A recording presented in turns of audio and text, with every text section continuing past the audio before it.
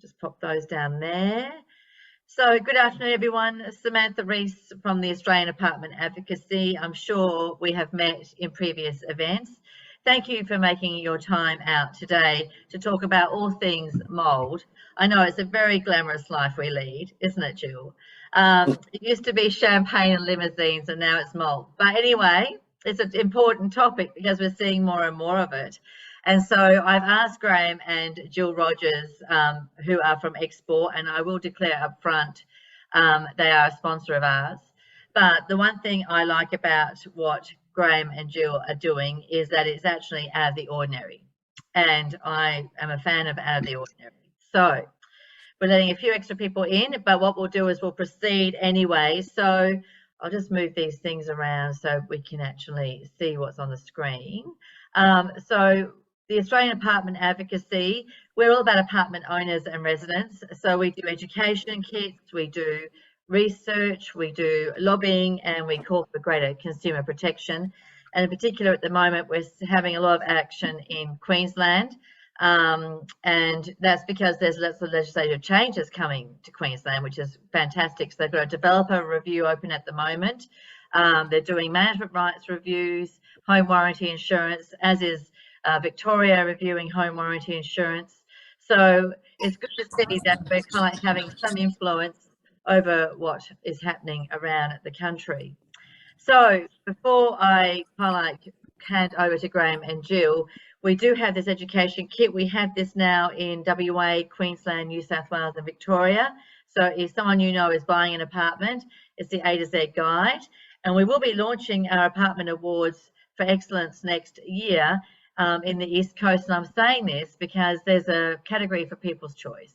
So if you think that you're doing a great job on your committee with your building, which I'm sure you are, then that's the opportunity to actually enter into our awards.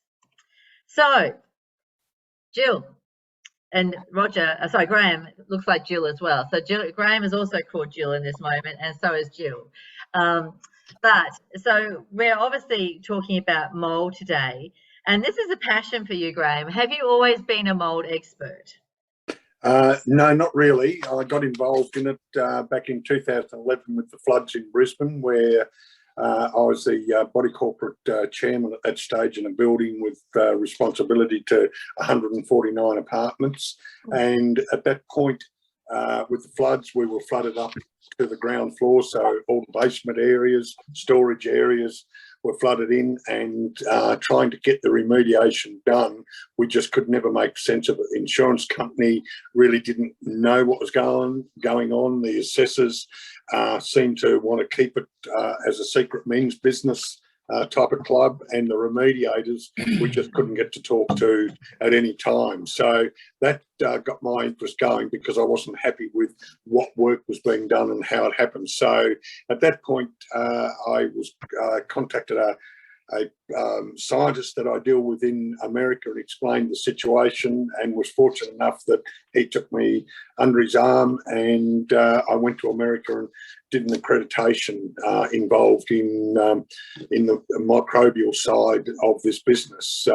They were doing research at Yale University, so I was very fortunate to ever get to be able to go to Yale, and got my accreditation, and then brought the experience I got over there over a couple of months back to Australia with some natural products, and they closed all the borders on us at that stage. So that was the start of the pandemic by then. But boy, what I learned over there from what the Americans, because their population, their weather conditions are similar in different parts, but being such a large nation as we know, it varies a lot from one place to another, from Florida going up into Hartford, North America, to the Canadian border. So I got a variety of time looking at a whole different lot of commercial and residential businesses over there, in order to see what they did to do their remediation. So I brought all that back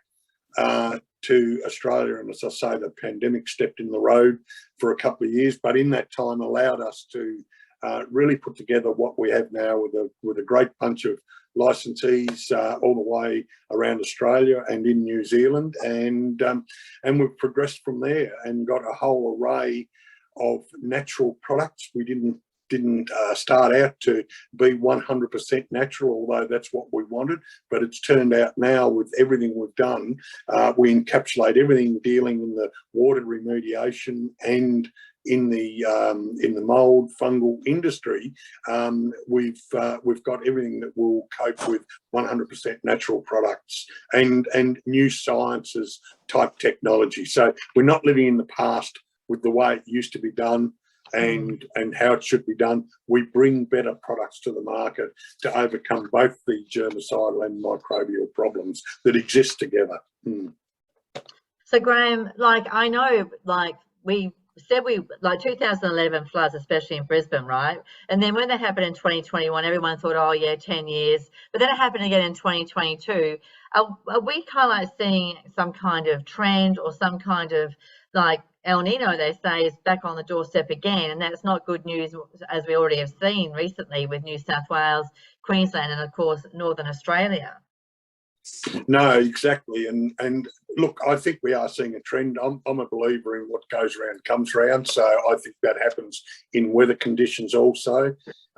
As we always talk about, floods or whatever the traumatic situation might be, is it's always since a particular date. So it's always happened before. This time around, though, I think it's a little bit different because there's places like over the New South Wales border, Mullumbimby and Wollumbar, Lismore and whatever. Some of those poor people have been hit 4 and 5 times. They've just got them feet back under them, got things moving back into their property, and then another flood comes by. And that's what happens with the El Nino situation. And that this is a bad situation. I think it's waking us all up to things that need to happen and be done. But irregardless of that, we're always going to have that mould situation in homes. And we certainly have seen since the National Construction Code made an apartment airtight, that if people even go away for 3 months on holidays and come back, they find mould growing. So there really is a propensity. You have to, nowadays, we talk about obviously ventilating your apartment, and it seems bizarre to be opening up your windows in the middle of winter when it's pouring with rain outside. But that's what we're having to do, isn't it? Otherwise, we're going to start to see a bit more of this mould start to come, I guess, roost. Yeah, look, I think, what's happened is I think architects are brilliant at what they do, but in doing so, they have done exactly what you said. They've made a lot of apartments and a lot of businesses even pretty airtight, and that's not our sort of climatic conditions in Australia.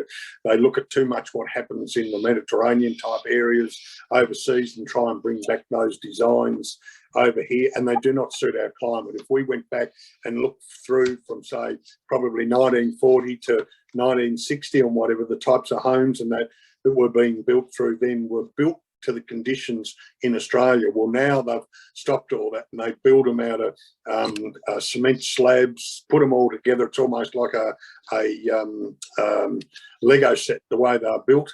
And they become airtight, which means you've got a difference of air outside to inside, which immediately sets you up a water problem, so you've got that hydra problem in the building, where on the inside it's always going to settle because it's always that couple of degrees difference. It's always going to hit the windows, the window frames as a start, and that's where you will always see sort of mould starting to form. Yeah, we're certainly seeing that in carpets. So, I've heard terrible stories of people actually removing their bed head from the wall and it just being totally black. I know Richard, one of your guys, was saying he went the other day and the ceilings were as black, and that person had been living there like that for 8 years. Like, that kind of frightens me because, I just think it's a bit, it's not just unsightly, but you've even had situations where you don't even see the mold, but you can smell it, right? That's correct, and one of the photos that are up there is of a recent place that I've been to where there's a family of 4, mum and dad and 2 children in the family, and they're all crook since they moved into this place 4 years ago. Absolutely beautiful, beautiful home. And they couldn't work out what was going on, and there was no visible mould in this place.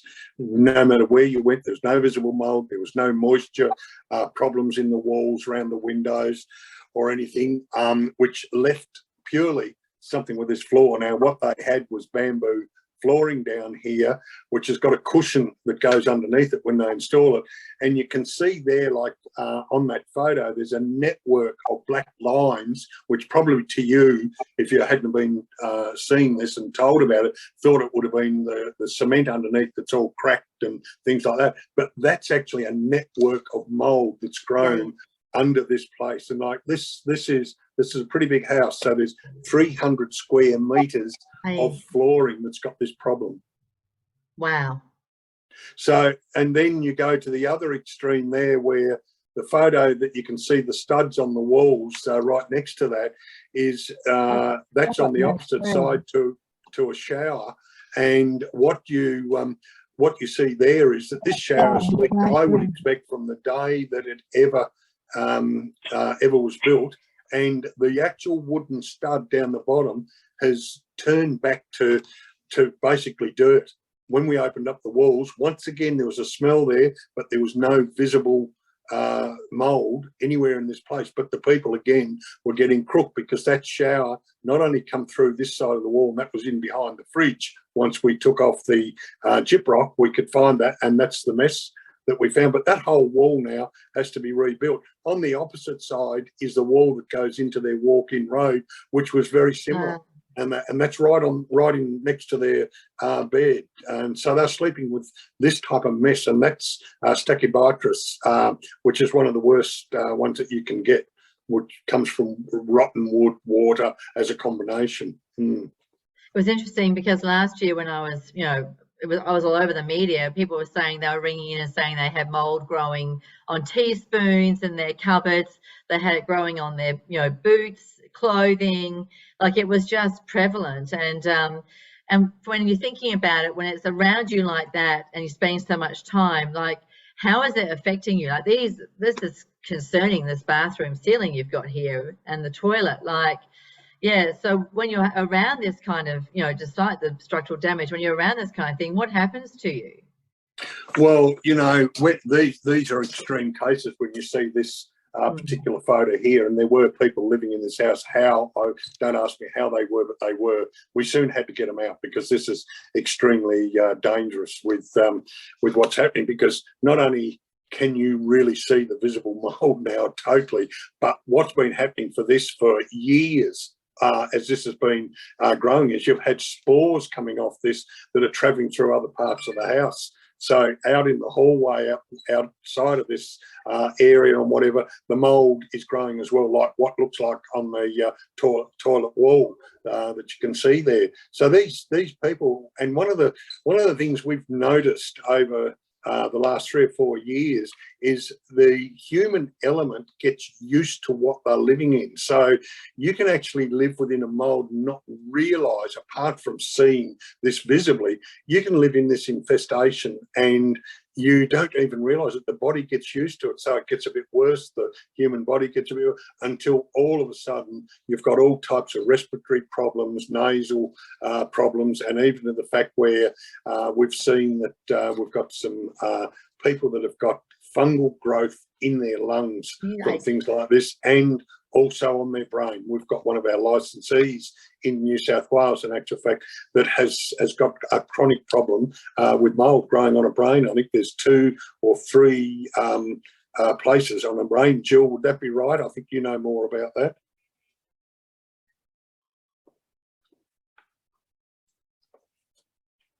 I can't hear you, Jill. Sorry, I was muted. Yes, she has 3 lesions in the brain, so she has to have regular 6-monthly PET scans, make sure they're not growing any bigger and affecting her health even more so. the photo of the lungs there, you can see that dark spot down at the bottom on the left-hand side. That's a large lesion of mould. Hey, This lady is 37 years of age. wow. So it can affect, every organ in the body. So how, like you're talking about, you got brain fog. Well, that's just me. I have a bit of that anyway before I have this coffee. So kind of like, what symptoms are you seeing? Are you coughing a lot? Are you like sniffly a lot? Like what is it? Has it got tendencies to it? Yes, it does. And I think, itchy eyes or red eyes, as you say, waking up of a morning and feeling like you don't want to get out of bed. You've got that foggy sort of feeling about your head, sore throat. I've had a lady of recent times that has had to go and have oxygen treatment every 3 days because it's affecting, and she's getting muscle spasm when she lies down of a night in her back and in her legs. So there's all different types of conditions that come out of this. And we're just lucky now that I think there's a number of GPs that are up to date with what's going on. But the reason they're getting up to date is because the heavy work that's being lifted by scientists, mainly in the States over this last 2 decades, is really showing now through extensive testing that this can really affect you. And if you've got a young child as a bub living in this type of environment from birth, then there is going to be quite a considerable problem with that person. And it affects everybody a little bit differently. So if you're highly allergenic, then you only have to sort of walk into a place with a little bit of mold and it's going to affect you straight away. So like eczema conditions on your skin, once again, we come across all these things all the time. And there's ways that we can very quickly start to overcome that with some of this technology that we've got now, the new sciences type products that I was talking about. And UVC is one of those that we use extensively because at that point in time, when you go to somebody's place and they've got a problem, you can in actual fact straight away do something for them, as in right then. And the UVC cleanses the air. Won't get rid of the mold out of the floors, walls or ceilings, but what it will do is it will turn the air over in a room 10 times an hour, and that in order to get rid of the dust, the pollens, the spores, the bacteria, pathogens, etc. that come from it. And the UVC, it goes into a chamber and it absolutely eliminates all of that out of the air. So you end up with what they call log 4 air back in the room, which is the air that you have in the operating theatre. So they're working really well, and we've got some pretty brilliant testimony to exactly the effects of these units. So you can do something immediate about mould. You don't have to wait to get all the remediation done in order to start to look after your health. Well, you know that I actually did get one of those units off Richard, and you know that I actually have been surprised at how much the air is aerated. And I know that sounds odd, but I have found, in fact, that we have actually noticed a difference in, the sense of the cleanliness of the air, even though we actually open our windows up quite frequently. So I've got to give it a kudos where kudos is due. But if we actually are seeing one apartment having this kind of mold issue, Graeme, it's pretty likely that it's going to actually be elsewhere in the building, correct? Well, yes, it's most definitely going to travel, and especially where you've got buildings where you've got common vents through the place to allow air through common areas and things like that, in air conditioning that runs in the common areas, etc. So once you've got it in one area of a building, of a home or whatever, it is in other areas. And a lot of people think because it's only in the bathroom or maybe it's only in a bedroom that it's nowhere else. But what I've got to say there, Samantha, is that what people don't realise, that the actual spores that come off mould are coming off by the millions all the time. And to that point, these spores are down as low as between 0.03 of a micron to around about 5 micron. To understand what a micron is and understand why they're invisible, if you've got a hair follicle out of your hair split it 1,000 times, that's a micron. So you can imagine just how small this is. So I guess the other way that I could probably better explain is if you've got a shaft of sunlight coming in the window and that you'll see dust particles up that shaft of light, well, spores by the thousands hang on to each particle of that dust. And have a guess what? We're breathing that dust in. The only time you ever know about it is if you've got that light there, like a ray of sunlight coming in, that you see. Everybody lives with dust in their home, no matter whether it's a new home, an old home, or whatever. It's a part of life. And we're not trying to eliminate that in total, because we do live with that, and we live to ripe ages with having that type of thing. However, as soon as you've got mould or bacteria involved with that dust, then you've got an internal problem with contamination, and it's certainly something you need to do something about. And the thing with an apartment building, Graeme, is that you're often tall, darling. So if the water's coming in from the top through the roof, then in fact it's actually going all the way down. And and this is where you actually start to see issues with plumbing, with pipes dripping, and so then you've got to cut open the wall, but then you have to dry it out. You have to make sure that anything there is also treated, like you've shown us with some of the wall cavities. So yes. It's a big deal. You don't want water ingress in your apartment. No, and look, one of the things with the conditions that have happened, and it started happening in Queensland before it ended up in New South Wales, and that is exactly what you said. Multi-storey buildings, of course, we all know, they don't have a pitched roof. They're flat on the top and it's cement. So if the waterproofing hasn't been done correctly on those buildings, and I may add there's not too many that it is done correctly on, then all of a sudden you've got it seeping into the cavities in the building, so it ends up coming around the ceiling spaces. But the biggest thing is the common ducts that they put there for all the plumbing that goes up and down the building. It's a common duct for a reason, so they can feed each apartment into one area, so you don't have a million ducts around the place. All of those, right, as soon as you get moisture inside them, are a serious problem. And we're treating a lot in Fortitude Valley at the moment in a couple of buildings because of exactly that. It's gone right through the entire building from the plumbing ducts because it's never ever been done quite right. And that, so it's a big cost back to insurance companies or whatever to remedy these things. So, they've just got to get smarter with what they do on the building side of things. And I know, you've got some very smart people in that side and they are looking at it, but certainly with the buildings that are existing, there's very little that you can do bar clean it up and then rectify it, which is a pretty costly exercise. However, so is your health. Oh, yes, that's right. No one wants to be lying on their deathbed saying, I wish I had done something about that mould, ever. No. Right? So, but the thing is that, there are some companies, and you and I are aware of that, where they turn up, they spray, they wipe it down, and you think the mould is gone. But it's not quite as simple as that, Graeme, is it?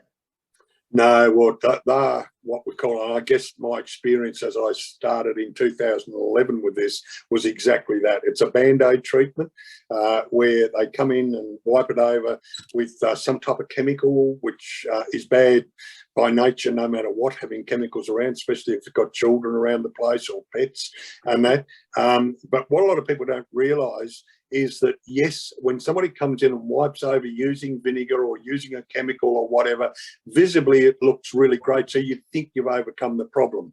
But what actually happens, chemicals lose their efficacy immediately they impact the surface. So what that means is that most chemicals are made up of around 98 to 98.5% water. So now the chemical has gone out of that as soon as it's hit the surface. But what's left is the moisture, which is the water, and mould loves water.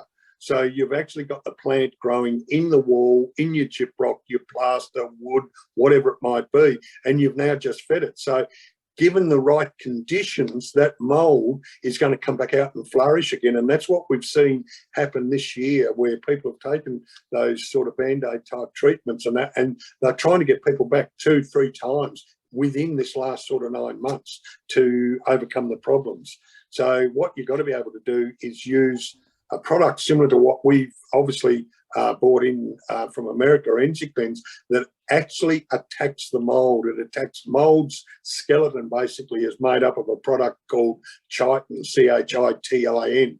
And with that skeleton, if you can break down that skeleton, then it doesn't reproduce.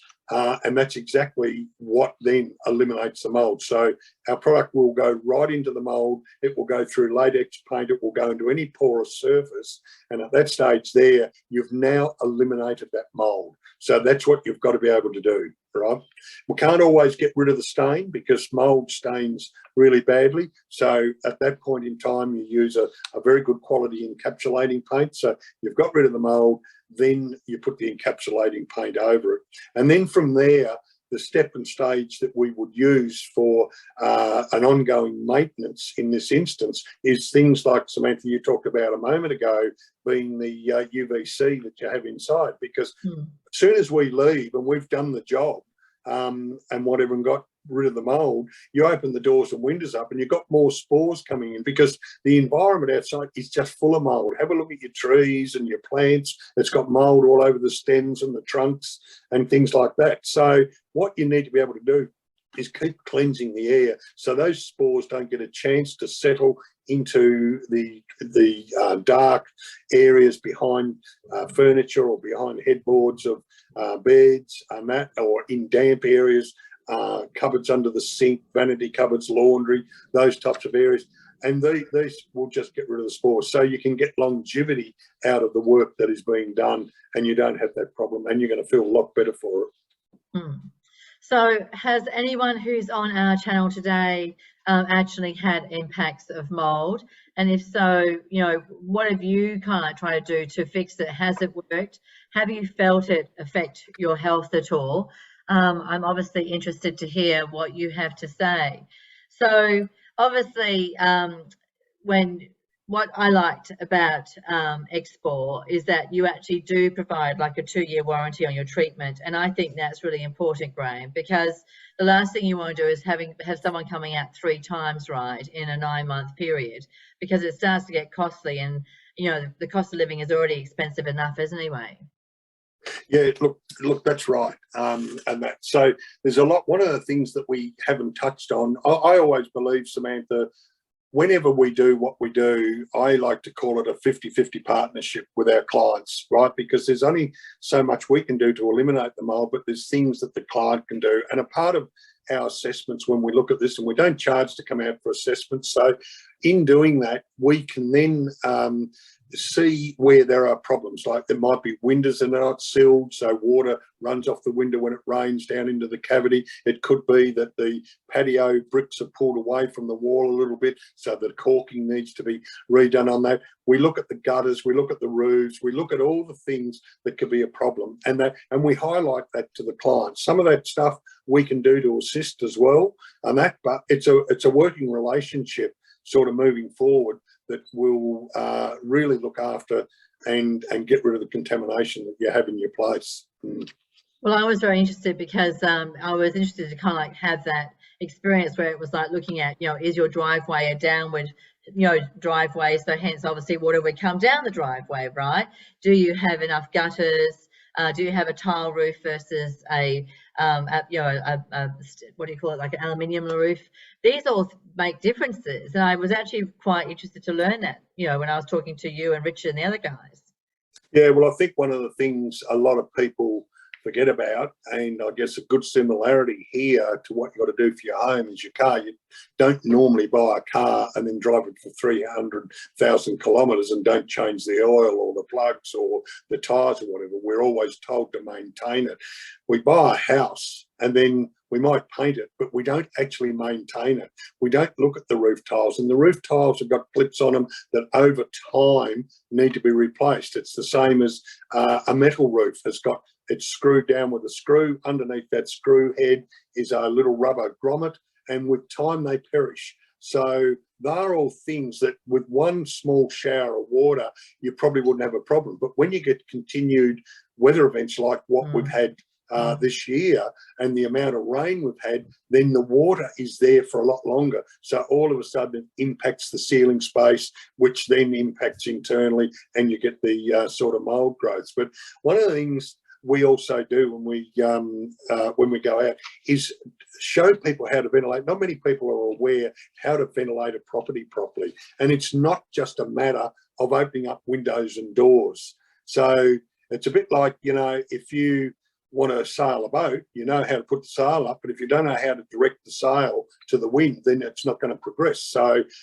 opening up, you've got to know where is your prevailing weather coming from. Like here in the southeast part of Queensland, our prevailing weather comes 80 to 90% of the time from the southeast corner, which means that what I would do in my house, looking southeast, I would open up a window or a door. But then on the opposite non-leeward side, the opposite side to where your weather's coming from, you've got to be able to open that space up double to what you would on the windward side.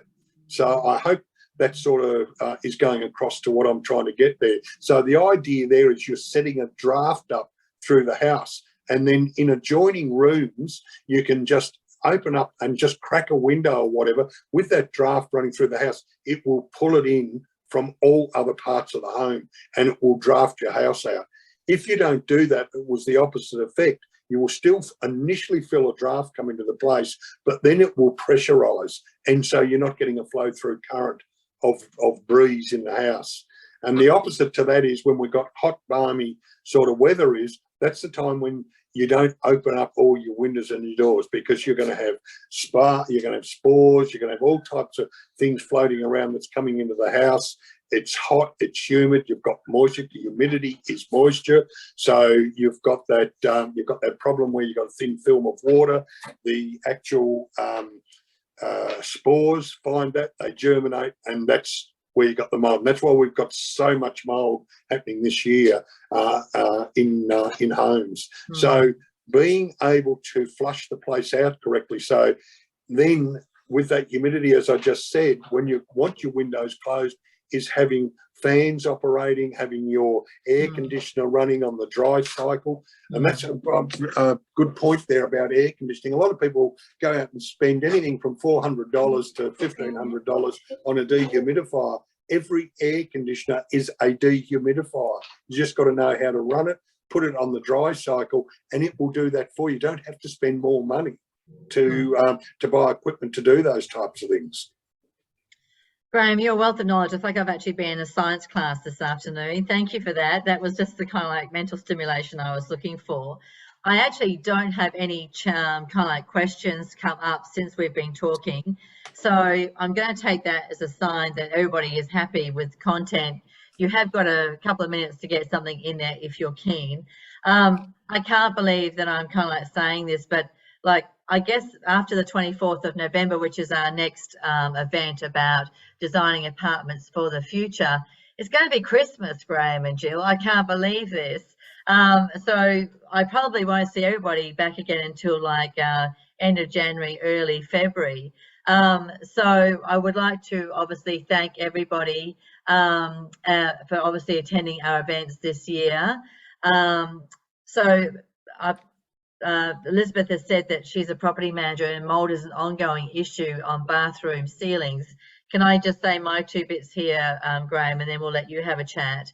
That will primarily, I think, Elizabeth, be linked to the poor waterproofing underneath the tiling above. And so you would actually need to inspect the tiling above the apartment where you've got mould growing on the bathroom ceiling. You also need to make sure that your tenants know to run their exhaust fans for at least half an hour longer after they finish their showers or finish cooking. If they've got the dryer on in the apartment, that they need to open up the windows. I have actually seen windows where it's been practically raining inside because the heaters are on, the windows are all shut up, and the dryer for the clothes are on, and it's like it's raining inside.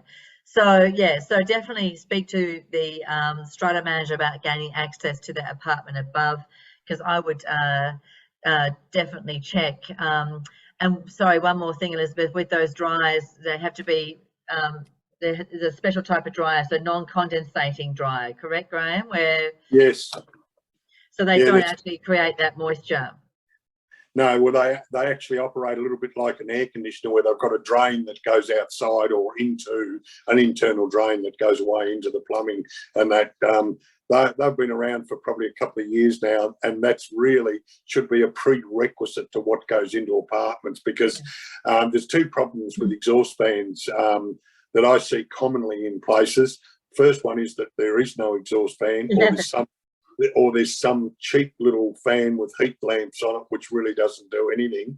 Second to that is a lot of exhaust, and probably in the area of 95% plus exhaust fans exhaust into the ceiling cavities, which means that the hot air or the steam from the shower or whatever goes up, hits the ceiling, the tiles, hits the roofing or whatever, condenses, drips back down onto the ceiling, hence you end up with mould. All those exhaust fans by rights should exhaust all the way to outside. And at that point in time, not only does it work really well when there is steam in there, but it also, at that point when it's not running, because it's outside and higher than what's inside, it creates a bit of a draft all the time anyway. The other thing is that we need to be aware of is that, of course, we're going and have a shower, we get out and we dry ourselves with a towel. It either, if it's the kids, it's on the floor, but mum and dad are a little bit more respectful, so it goes on the towel rail. The next day we come along and the towel's dry. So where I reckon the water has gone, it's gone into the walls or it's gone into the ceiling. So as much as, and I'm at fault with this myself as well, but as much as you can with your towels, it's a lot better and it's a lot more hygienic to put them outside, hang them over a rail, or put them in the dryer if you've got one of the dryers we just spoke about a moment, and dry them out so that moisture isn't going into the apartment. Great tip, Graeme. Thank you so much. Okay. So everybody, thank you for coming along today. Couldn't do what I do without my sponsors, so I would like to recognise them and what they provide in terms of helping us achieve what we achieve. The good news is that we're looking to appoint our state manager in Queensland before Christmas. I have one more visit between the 5th and 9th of December. We'll be interviewing at that time. So I'm very excited because I think Queensland in particular has got some great opportunities in terms of the changes that they're making over there. But to our participants in New South Wales, Victoria, and also WA, thank you so much for joining us today. Thank you, Graeme. Thank you, Jill, for your time. I thought that was very informative. And so certainly we'll be getting this video out to you all very shortly. So have a great day, and Merry Christmas and Happy New Year. See you in 2023. See you. Same to you, Samantha, and everyone else. Thanks, Merry Christmas. Okay, take care. See you. Thanks.